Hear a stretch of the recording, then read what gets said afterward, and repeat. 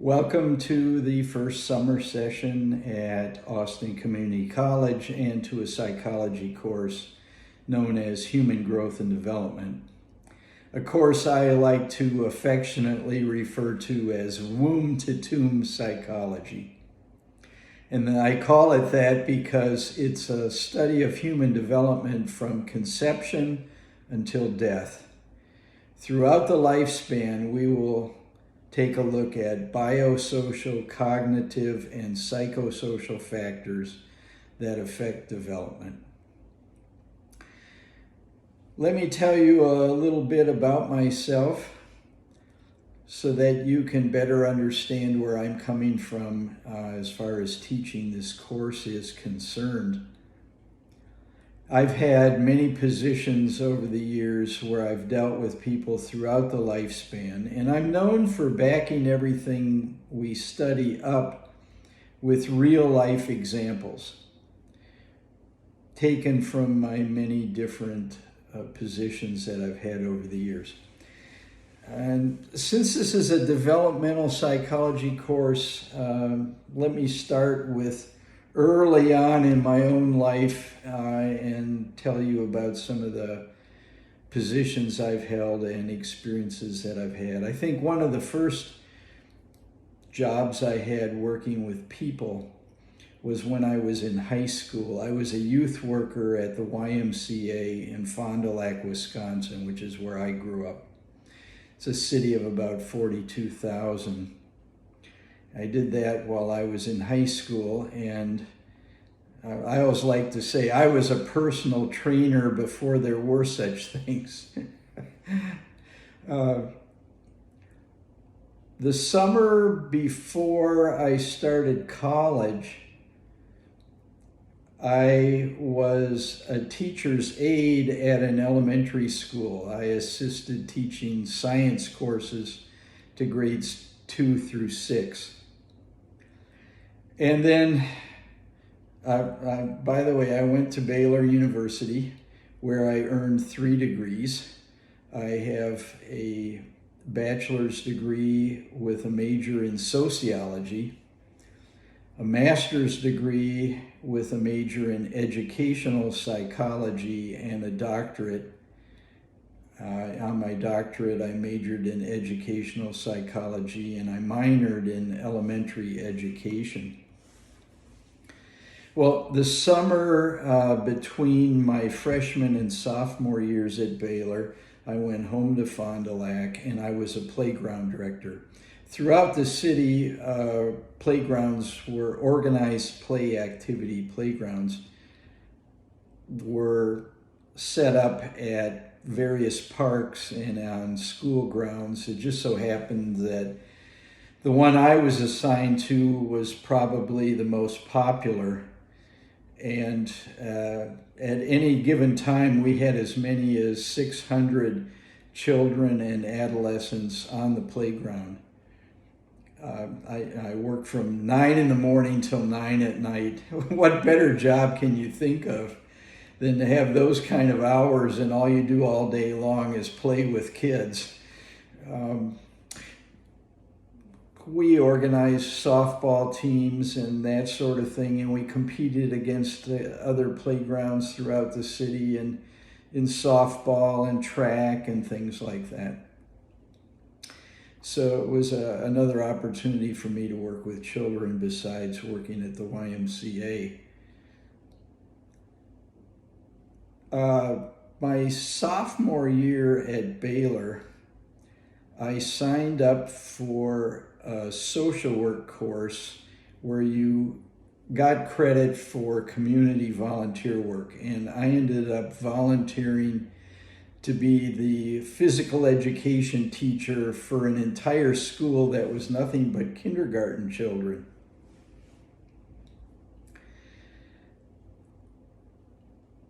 The following summer, I stayed in Waco and went to summer school, and the Waco ISD hired me to continue my work as a PE teacher at this entire school that was a kindergarten. And so I gained experience doing that. While I was working on my master's degree, I managed to obtain teaching, what it was called a graduate assistantship. And basically, I was assigned to be the graduate assistant to the head of the early childhood program, since I had a fair amount of experience working in kindergartens and that sort of thing. And so I assisted this professor who was the head of the department in teaching educational psychology courses to kindergarten teachers, or future kindergarten teachers, I guess I should say. When I started working on my doctorate at Baylor, I taught an undergraduate course very similar to this course, only it was called Educational Psychology for Elementary Teachers. And then I also taught a seminar in kindergarten student teaching, and I supervised over 200 kindergarten student teachers over a 2-year period. When it was time to do my doctoral dissertation, everybody dreams of doing some fantastic study that's going to make a difference in the world. Well, in the end, you end up doing what the chair of your dissertation committee suggests you do. And in my case, he said to me, no one's ever done a kindergarten dissertation at Baylor. And so since I had all this experience in kindergartens as a teacher's aide, and I had been the graduate assistant to the head of the early childhood program, I ended up writing my dissertation on the functions of paraprofessionals in the kindergarten.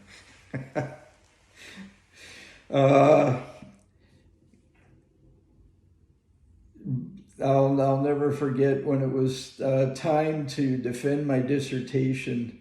We had to send out invitations to all the faculty, and anybody could come to your dissertation defense. And I remember one professor stopped me in the hall on the way to my dissertation defense, and he said, "Oh, hey, I got your invitation to your defense, and I just wanted you to know I'm not going to make it." He said, "I'm sure your topic's of interest to you and a couple of other people in the whole university, but I'm not going to come." My advice to people, if you're doing a dissertation, is do one like that. I know one guy who did one that was so interesting that hundreds of people showed up at his dissertation defense, including the executive vice president of the university, who happened to be a psychologist. You don't want that kind of a crowd at your dissertation defense.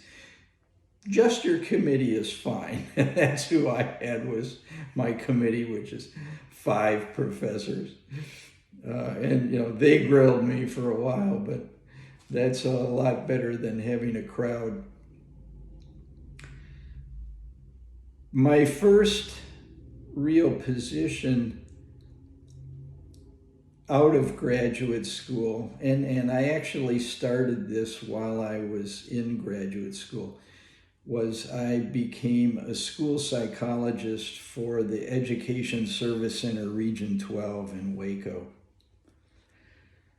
I might add that after graduation, I continued to work there full time, and I was the only doctoral level school psychologist serving 81 school districts in 12 counties. I'd get up in the morning and I'd drive 50 or 60 miles out to some little town and give a couple of IQ tests. That was not my idea of being a psychologist.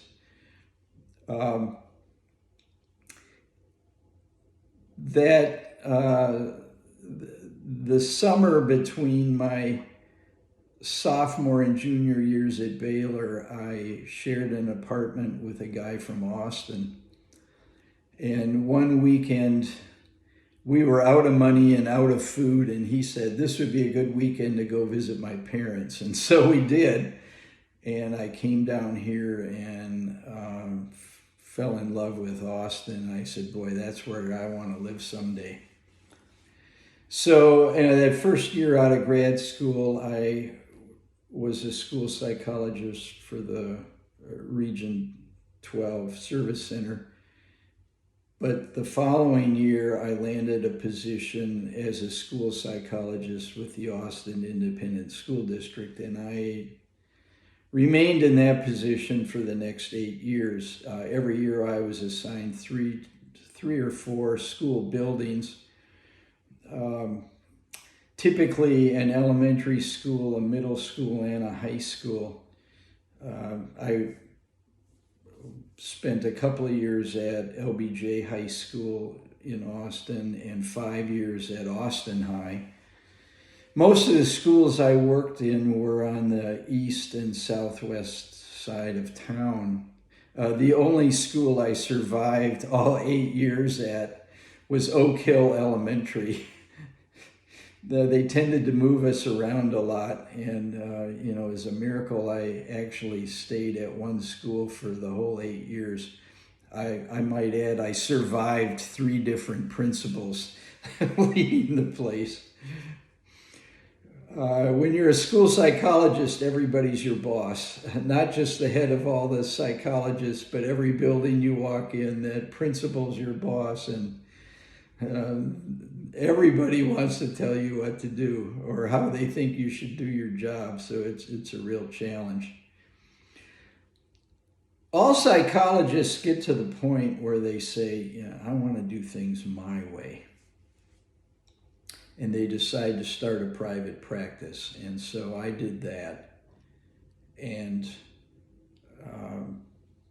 the neat thing about being a school psychologist is you get the whole summers off. So in the summers, I could devote my full attention to my private practice.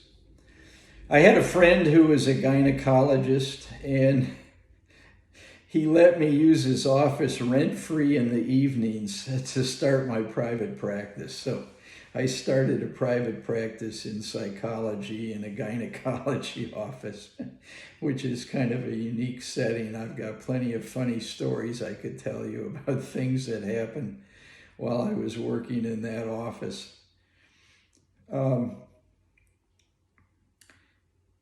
There was a student at Austin High who, although she was graduating in the top 10 students in her class, was not going to be the valedictorian because she hadn't taken as many advanced placement and honors classes as some of the other students. And so this made her very angry, and she started sending death threats to the principal and to the assistant principal. The assistant principal's first name was Jack, and she sent him a poem that said, "Death be nimble, death be quick, forget the candlestick, kill Jack." And then you always knew it was from her because she had her own little logo that she would draw on these notes. When you do that, you get to meet the school psychologist. And as you could probably predict, this young lady already had a psychiatrist on the outside, and I started consulting with her psychiatrist, and he and I really hit it off, and he suggested it might be great if I moved my private practice into his office, which I did. By the way, while I was a school psychologist for AISD, I also supervised school psychology interns from the University of Texas at Austin, and from Texas State University down in San Marcos. So I moved my office in with this psychiatrist who specialized in children and adolescents, and I might add that he was the only child psychiatrist on both the city and state's health plans. So we had a steady stream of people from all walks of life coming through our office. And he would have me do psychological testing for him. And typically, if I hit it off with the patient, he'd say, why don't you go ahead and do the therapy too? You know, a lot of psychiatrists are more into prescribing medications than they are into doing therapy and that sort of thing. Well, you know, I was, working after school. I'd work for the school district till about 4 o'clock. And then I would go to my private office and work till maybe about 7 or 7:30. And then I'd work on Saturdays. And again, in the summer, I could work full time. Well, the school district wanted to give me a promotion where I would work year round for them and I wouldn't have the summers off. Well, I didn't want to do that. So I resigned from the school district and I went into full-time private practice. I did that for a number of years, and then my psychiatrist colleague had an opportunity to move to Dallas and be the chief psychiatrist for an adolescent unit at a psychiatric hospital.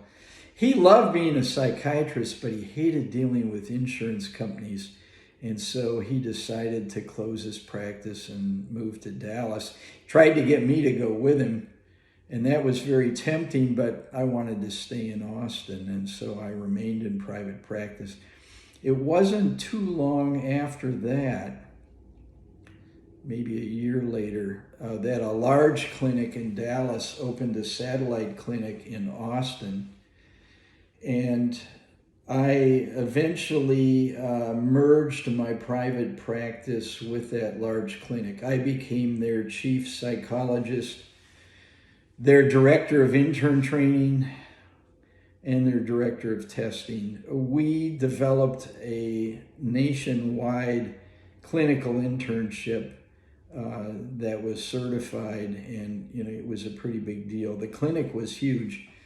There were about 50 professionals working there, about a half a dozen psychiatrists, equal number of psychologists. There were clinical social workers, licensed professional counselors, nurses. The clinic was so big that we had our own day hospital and our own 20-bed inpatient unit at Shoal Creek Hospital. So during that time at the clinic, I spent 7 years every other weekend leading group therapy in the hospital, mainly with adults, some adolescents. A couple of the psychiatrists at the clinic specialized in kids, but there was one who specialized in geriatrics, and so he would send me referrals, and I was going over to the hospital, to the geriatric unit, and doing dementia evaluations and things like that. So I was doing a lot of testing in the hospital, a lot of therapy in the hospital, and so on.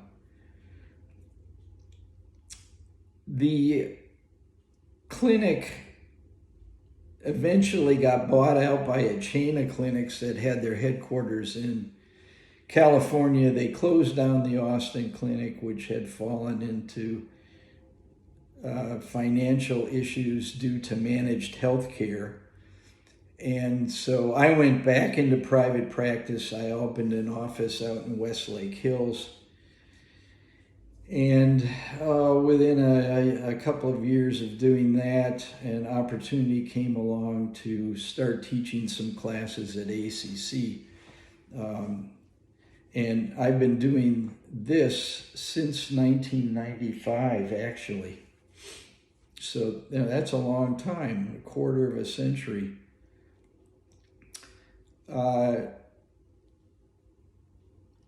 after I taught at ACC for about a year or two, an opportunity came along to also teach classes at St. Edward's University.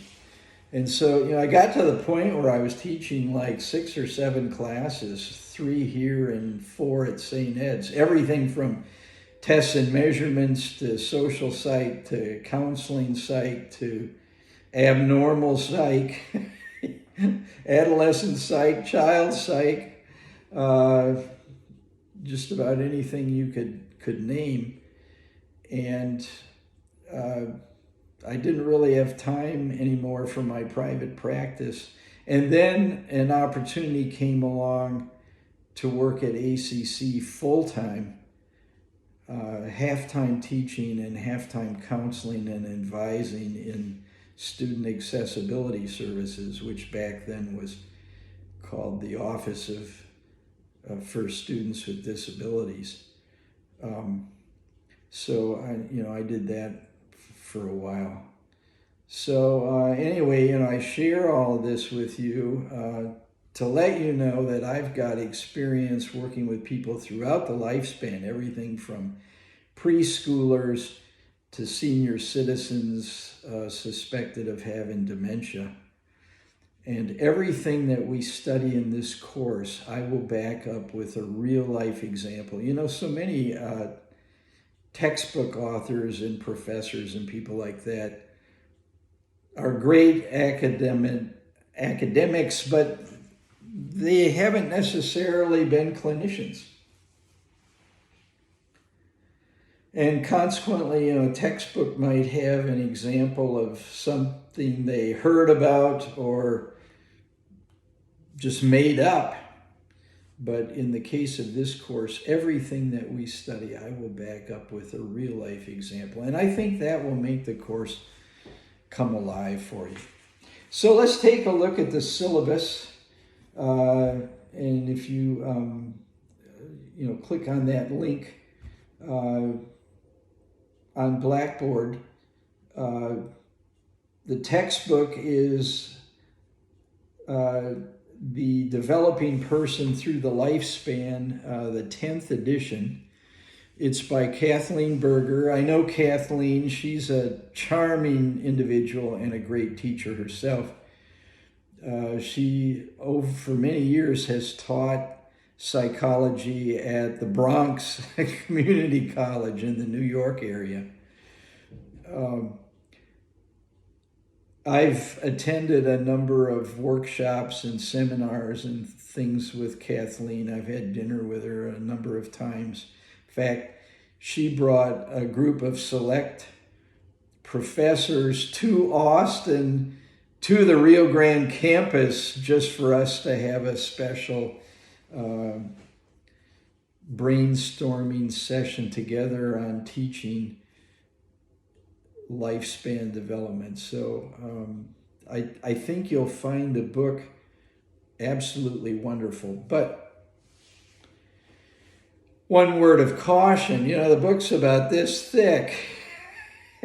There's no way we can cover everything in there, all the topics, in 4 weeks. This course starts June 1st. And, it's over July 3rd. So, obviously we're going to have to pick and choose what is emphasized. If you take a look at the first page there, the course purpose, it's a survey of the physical, cognitive, emotional, and social factors in human development from conception till death. There will be an emphasis on understanding people at various ages of development in order to be more patient with them and to interact with them more effectively. How many of you have children? Those of you who don't have children, have you ever been in a grocery store and some kid in line in front of you is throwing a fit and their parents having a hard time dealing with it, and you're thinking, what's wrong with that kid? Well, we'll study issues like that in here. Or maybe you have an aging grandparent or somebody like that, and You were just talking to them the other day on the phone, and 10 minutes into your conversation, they started talking about things you had already discussed. Why is that? Well, hopefully this course will help you better understand people who are at different stages of development than you are. The course is especially well suited for people who want to pursue careers in education, helping professions like counseling and psychology and things like that, medicine, healthcare, and so on. And really anybody who would like to better understand people who are at a different stage of life than they are currently living. So if you take a look there on the first page at the course requirements, and the first requirement is number one, read the textbook. I'd like to think that you're maintaining a pace that's keeping up with me. This is summer school, and the course moves terribly fast. You can expect basically one test every week, and so you can't let up. You're going to have to maintain a pace. If you take a look beginning on page 4 of the course syllabus, there's a daily course outline of what we will be covering on what day. And so, today, June 1st, this is the orientation and we're talking about the syllabus. But by tomorrow, we'll begin a study of human development. And then Thursday and Friday, in the next couple of days, you should have read the first 2 chapters of the textbook. And by Saturday, you should have read chapter 3 on heredity and environment. And then by next Monday, the chapter on prenatal development and birth. So try and stick with the outline and don't get behind, because it's going to go fast.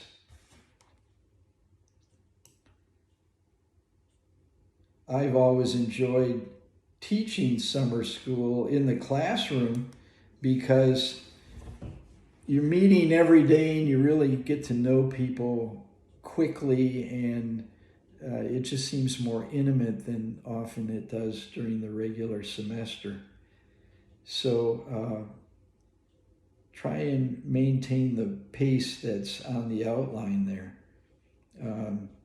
Back to page 1 and point number 2 as far as requirements are concerned, and that is regularly check the announcements on Blackboard. In a summer class like this, I would check the announcements every day. When a topic is available, I will have it posted on Blackboard for you to study. And so, again, try to keep pace. I communicate through the announcements on Blackboard. If there's something that's especially critical, I'll also follow up with an email to everyone in the class. So also check your ACC email. That's your official email for taking this course. If I get email from someone that's their personal email, it'll always get flagged and give me warnings, are you sure you want to open this? It might contain a coronavirus, who knows? So use your ACC email. Point number 3, again, exercise self-discipline. Try to keep pace with the suggested outline.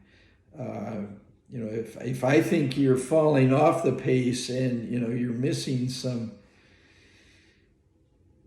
tests or assignments, not just one, but, you're significantly behind, I'll just drop you from the course because I don't want you to end up getting a bad grade. Point number 4 is successfully complete 4 examinations. And let me say a couple of things about that. First of all, my tests are multiple choice. Now, every once in a while there might be a true-false question, but it's mainly multiple choice. And then there's also a bonus essay. And the bonus essay is, and of course, with an online class like this, all the tests are open book, open notes. With the bonus essay, I will post it on Blackboard, and then you'll have a certain number of days to write up an essay addressing the question that's in the essay, and then emailing it to me as an attachment by the time that you are taking the test online. I don't know about you, but I had 2 pet peeves when I was a student. And one was I was never good at outguessing professors regarding what was important in textbooks and what wasn't.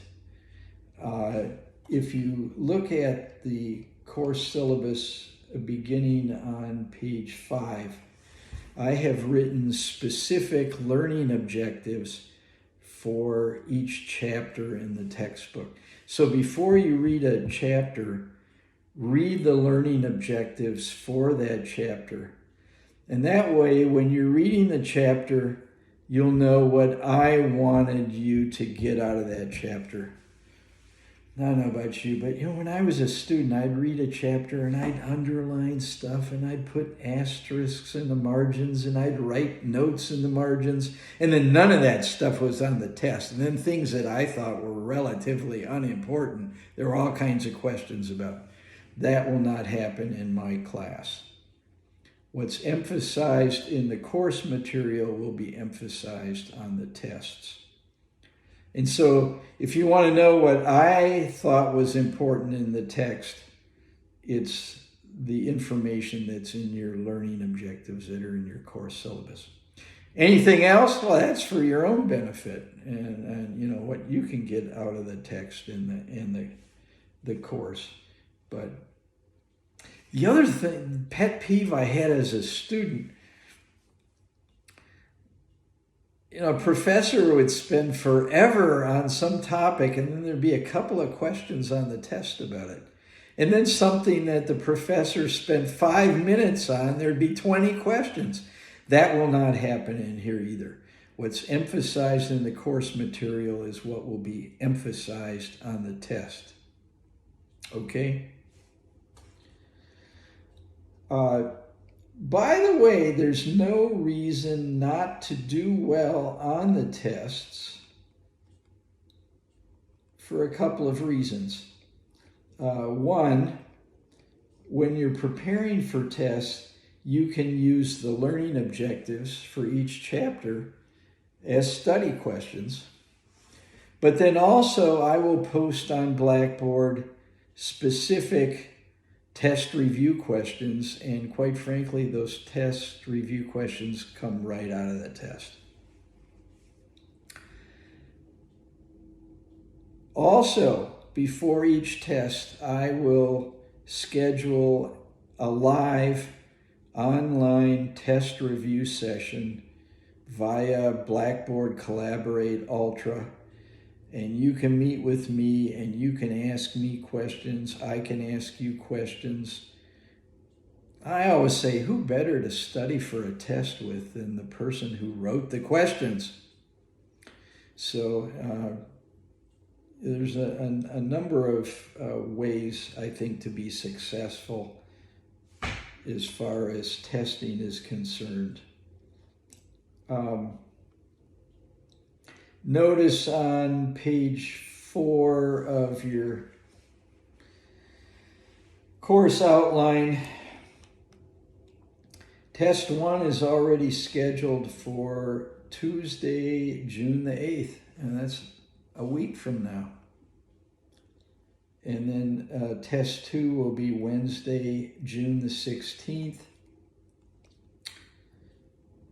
Test 3 will, I have it down on Saturday. You know, you don't have to take the test on the day that it's scheduled, but that's typically the day that I will make the test available to take on Blackboard.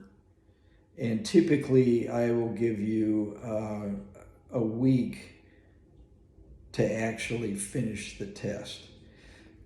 But my advice is to take it as soon as you can when it becomes available. Otherwise, you're going to get behind in studying the various topics.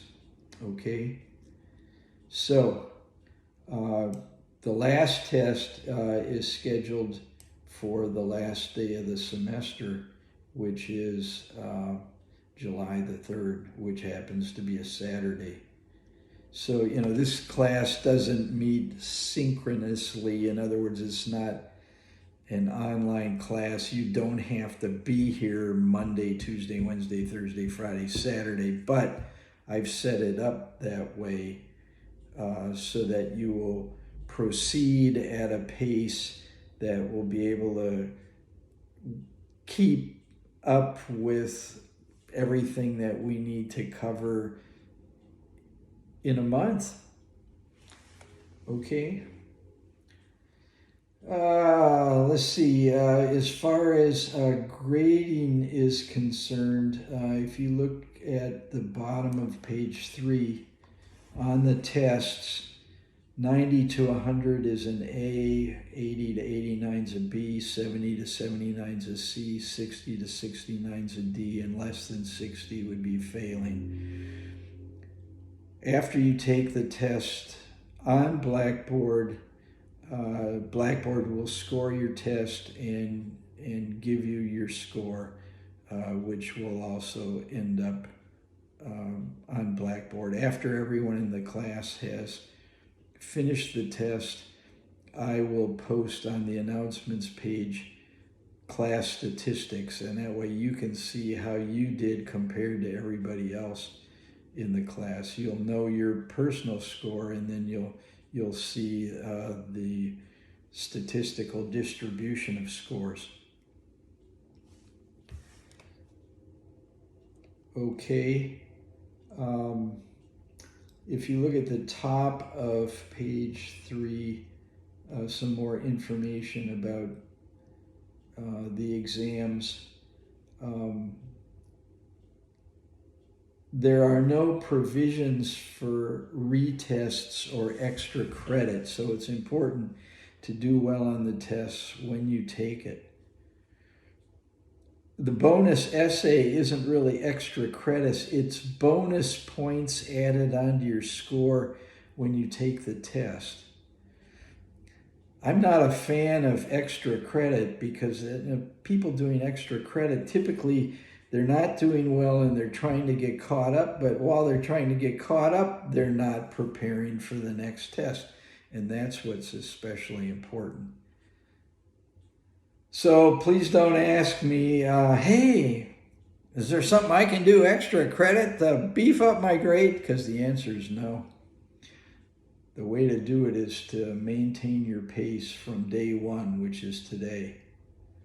If you have a documented disability and you need special accommodations of any kind, please make sure that you send me your accommodation letter as soon as possible. Okay? One other course requirement, if you go back to page 1, point number 5 is I want you to read a biography or an autobiography or a book related to developmental psychology and write a book review. A book related to developmental psychology, well, I've got some samples connected to your syllabus there. For example, a sample book review I have here for a book related to developmental psychology is it's a book called SOS Help for Parents. It's basically a great use of home token economies for disciplining kids. There's a sample report. Your report should contain a little bibliographic entry where you got the author's name, the year the book was written, the title of the book, the city it was published in, and then the name of the publisher, and then some information about the author. And by that I mean, how did the author become an authority on this topic? Where did they go to school? Where have they worked? I'm not interested in titles of other books they've written or whether or not they've been on some talk show. That doesn't make you an authority. Being an authority gets you on the talk show. So, I want to know, how did this person become an expert in this area? Then what was the thesis of the book? What were the main points of the book? And then finally, your evaluation. And by that I mean, how did the author support or fail to support the main points? Did they cite statistical studies that have been done? Were there pages and pages of documentation of studies that have been done by other people? Did they quote other experts in the field? Did they give case examples of people they've worked with? That sort of thing. The report should just be one page, single spaced, typed. You can play with the margins. You can go down to about size 8 font if you want. Sounds like a fairly easy assignment, but it's actually quite challenging to get everything you want into one page. So there's a sample report in the syllabus. That's if you choose a book related to developmental psychology.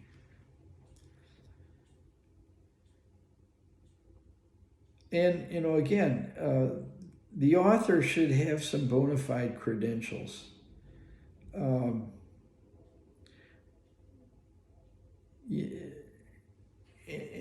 how did they support the thesis, If it's all just their opinion, I want you to criticize that. And by the way, I have to approve your book title for your report, and I want to know by the day of the first test, that's a week from now, what book you're going to read. And I want everyone in the class to read a different book. And the reason for that is I won't approve a title that I think won't get you a good grade. I've ruled out books like Men Are From Mars, Women Are From Venus. Dr. John Gray has a mail-order doctorate from somewhere in Canada that has since been shut down. He's laughing all the way to the bank, but if you really wanted to read a good book about differences between men and women, read something like The Male Brain or The Female Brain. Both books were written by Dr. Lou Ann Brisendine, who's a physician. And I might add, half of each of the book, and it's a relatively small paperback, The Male Brain, and so is The Female Brain. Half the book is a list of references. It's not just her opinion. So, that's the kind of book I would want you to read if you read a book related to developmental psychology. Ideally, though, I'd rather see you read a biography or an autobiography. Why? Because this is a course in lifespan development. And anybody who's anybody has a story to tell.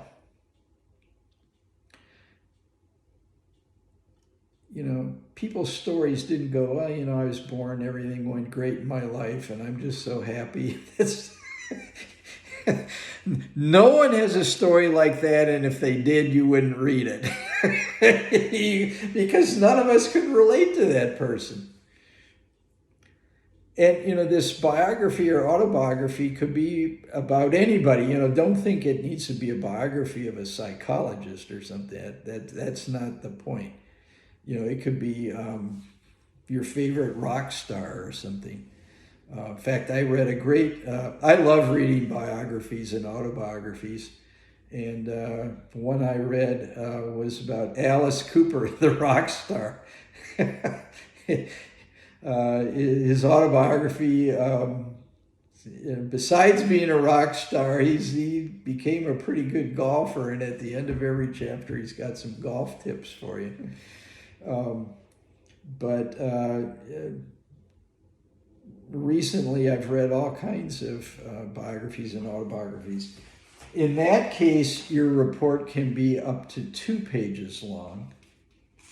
And, again, you'd have a little bibliographic entry at the top with the title. There's a couple of sample reports in your course syllabus. The year it was published, the publisher's name, the city it was published in. But then I've also included in your syllabus here samples of grading forms that I've developed. I grade these reports very objectively. And so after the bibliographic entry, you'll have a little section on, what were some of the person's life or career highlights. And then another section or paragraph on setbacks. What are some things that went wrong in their life? Then what lessons were conveyed to you through the book? What was your favorite snapshot of the person's life? And then I want you to do a little ecological analysis. This doesn't make any sense to you today, but it will after your first lecture that you watch tomorrow when I talk about Urie Bronfenbrenner's ecological approach to research.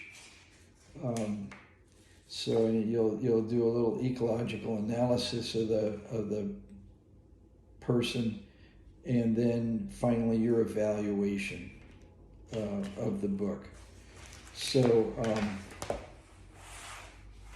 I have a sample report there in the syllabus for you of Harry Carey's autobiography, which was called Holy Cow. Harry Carey was a famous baseball announcer, first for the St. Louis Cardinals, then briefly for the Chicago White Sox, and at the end of his life for the Chicago Cubs.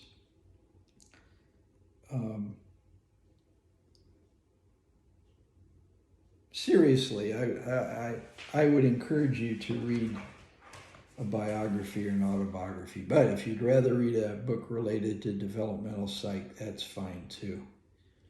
Okay? The book report counts the same as a test. And by the way, the book report will be due on the 23rd of June. And that'll give me a little over a week to grade all of these. I have to read all these reports and grade them. I'll fill out a grade sheet and I will scan it and I will email it back to you, so you'll be able to see how it came out.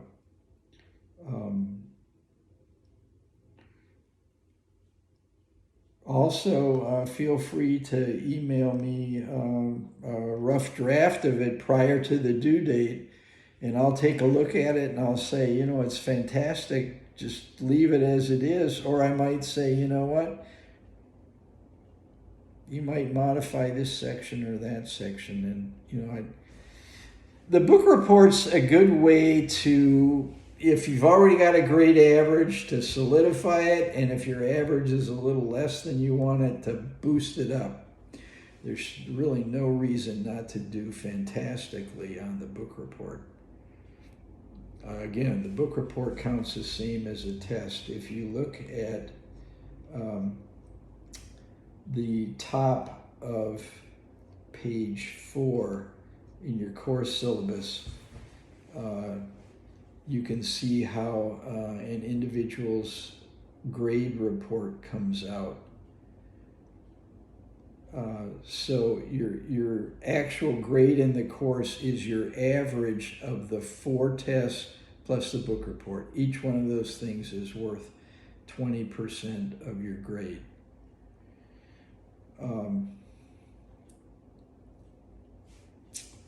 Okay.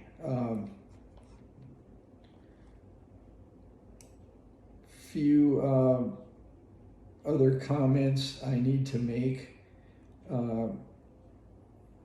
Taking a look at page 3, as far as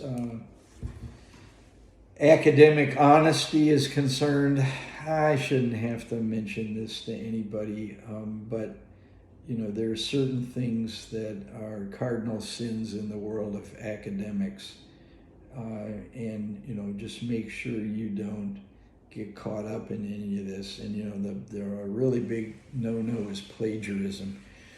You know, you can quote somebody else to your heart's content, but you got to put quotation marks around it. If you take somebody else's words and try to pass it off as your own, that'll get you in trouble. Over the years, it's happened rarely, but over the years, I have occasionally had a student who bought a book report online. I remember one year this guy turned in this book report, and I called him into my office and I said, I need to talk to you about your book report. He came in, I said, you know, you didn't write this. Oh yeah, I did. I wrote every word of it's my own. I said, well, no, let me show you on my computer the report. I found it online. Word for word. And he said, okay, I admit it. I didn't write it. I said, how much did you pay for this thing? He said, $30. I said, well, you know, the first tip to me that you didn't write it was it's not in the right format. And secondly, it's a C report. But now that I know you didn't write it, it's an F report. So, you know, I told him, you know, for $30, you should have at least bought an A report. Please don't do anything so foolish as that. You know, the purpose of this is for you to become enriched by reading somebody's biography or somebody's little, you might call it a self-help book on, you know, how to parent your kids or something like that. Some of you may have children. And, you know, here's an opportunity for me to read a book that has to do with raising kids. Or maybe some of you have aging parents and you're concerned about them and you want to read something about how to deal with their issues. No plagiarism, no cheating, no collusion. You know, you can't get together with another person in the class and take the test together. For heaven's sakes, it's open book, open notes.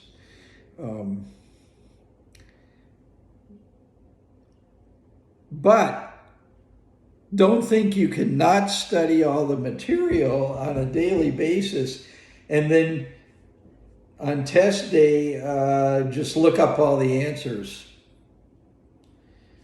My questions aren't those kind of questions. Something that when I was studying, I had many courses, by the way, in test construction. Probably had at least a half a dozen of them in graduate school. And I don't use test banks for my test questions. I write all my own test questions. Fact of the matter is, I've written the test banks for a number of well-known professors over the years. You may have seen Philip Zimbardo on the ACC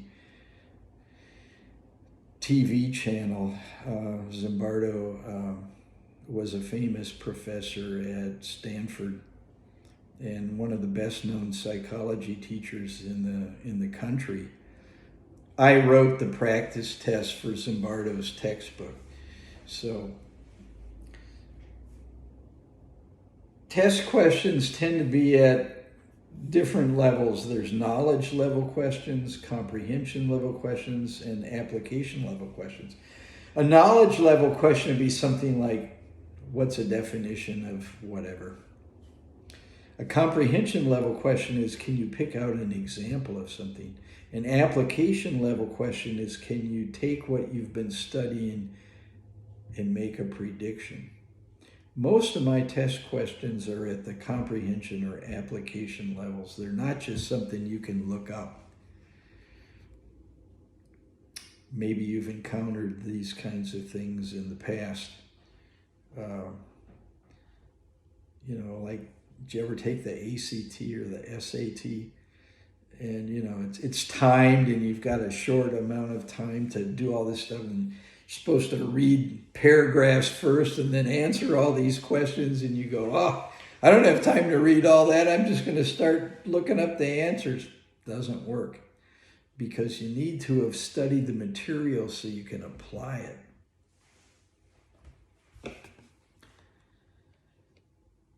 Okay, let's see, what else can I tell you that I haven't covered?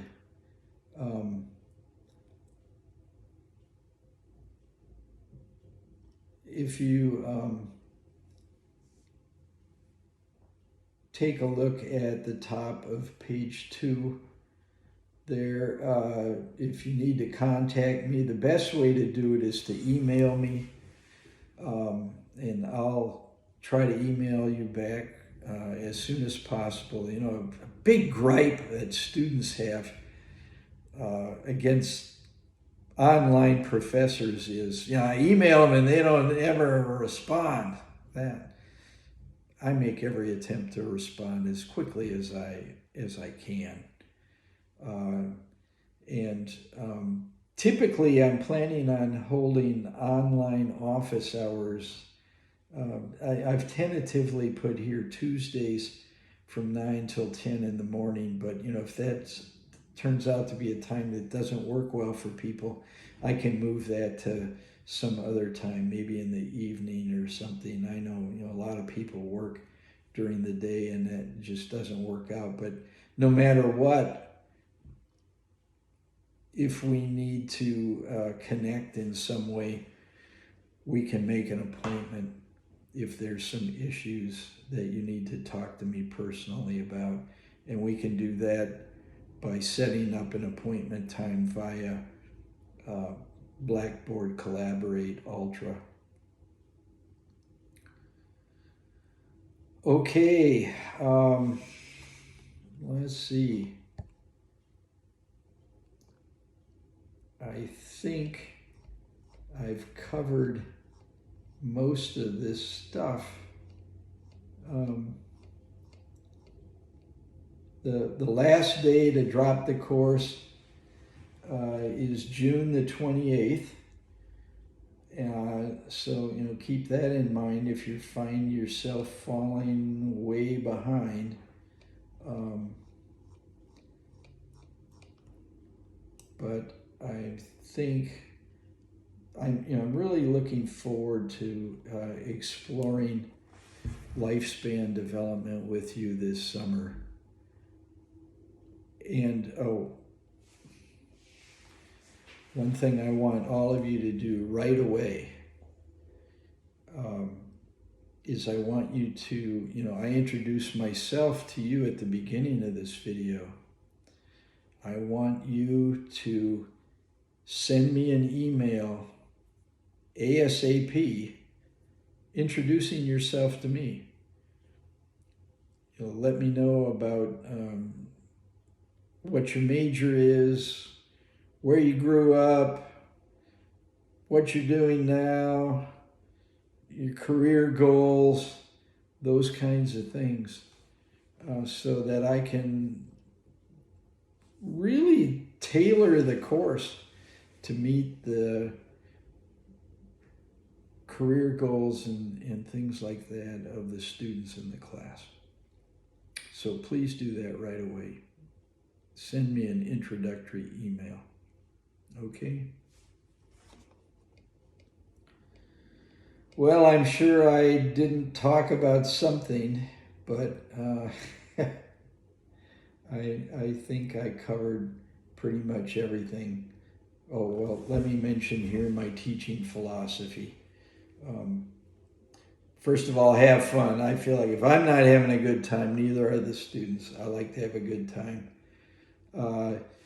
You will find that I know there are professors in college that, an online class is read the chapter and take the test. That's not what my class is all about. For each topic that we study, I will have PowerPoint notes. I will have audio lectures that accompany the PowerPoint notes. I will have handouts about different things. I will have links to video clips I want you to watch. I will have links to audio clips I want you to listen to. I will post things on discussion boards that I would encourage you to throw in your 2 cents worth about. Now, you don't get points added on anything for responding to a discussion, but I'm interested in what you think about different things. There are also a number of videos that I'm going to want you to see. One is a video called Life's First Feelings. And in the past, sometimes I've succeeded in finding a link to where you could watch the whole thing. It's an hour long. It's all about personality in infants.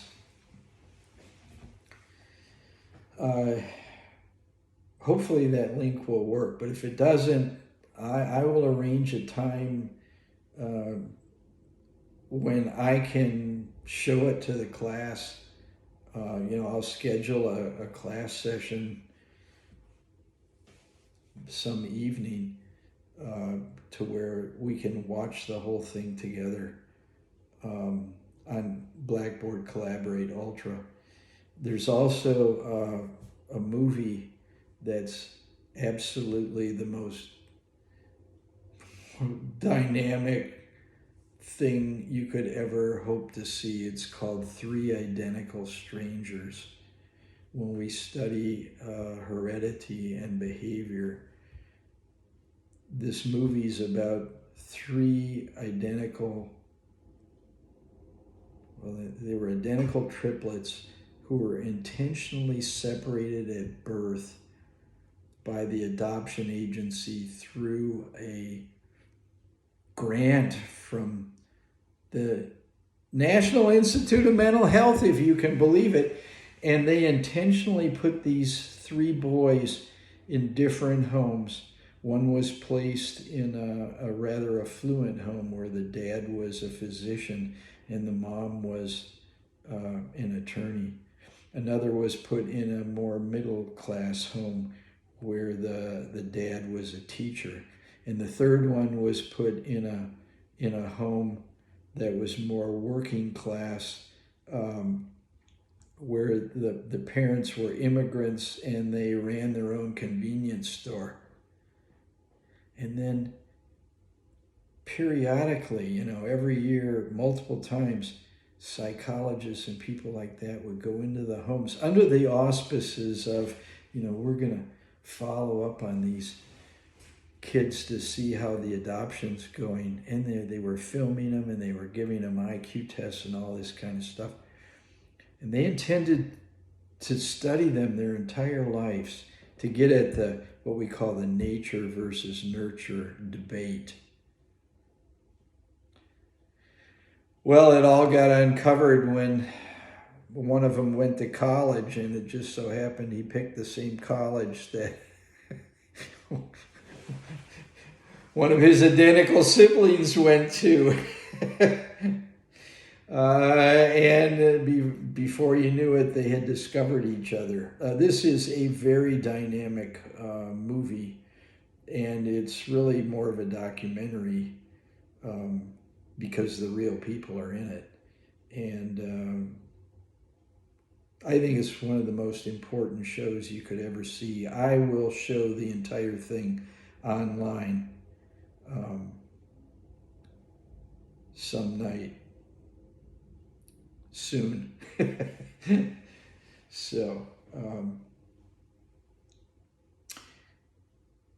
I will record these Blackboard Collaborate sessions, like when we have test reviews and that sort of thing, so you can go back if you couldn't make it to it and re-watch and listen to whatever we talked about. I don't know that when I show these videos that, it would record all of that. I haven't attempted doing that in the past year, but we'll see what happens. Hey, I'm excited to be your instructor for this course, and feel free to shoot me an email with any questions that you might have. Okay, I'm looking forward to getting all these emails, introducing yourself. So I shall see you.